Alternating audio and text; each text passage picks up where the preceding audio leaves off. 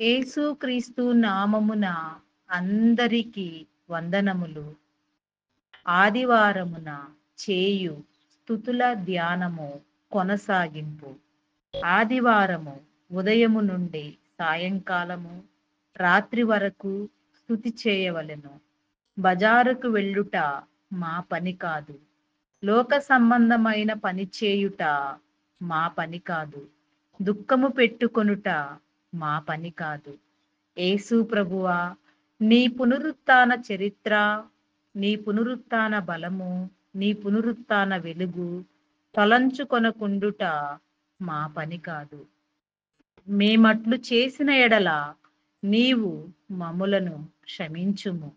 నిజమైన పట్టుదల గల ఉపవాస పరులకు ఆ వేళ ఉపవాసమే, ఆనంద ఉపవాసమే, తెలియని ఆహారము గల దినమే, ఆకలి తీరే దినమే. ఇంత గొప్ప దినమును క్రైస్తవ సంఘము నిర్లక్ష్యము చేయుచున్నది. ఈ రోజు అంతా గుడిలో లేక ఇంటి వద్ద ఈ రెండు స్థలములలో మేము ఉపవాస కార్యక్రమమును ఆచరింపగలిగితే మాకు వేల కొలది నోట్సులు చెప్పగలవు గాని అవి ఎవరికి కావాలి? గుడిలో పాదిరిగారు బోధించే దానికంటే నీవు ఉపవాస స్థలములోనే ఎక్కువ బోధిస్తావు. కాబట్టి నీకు స్తోత్రములు.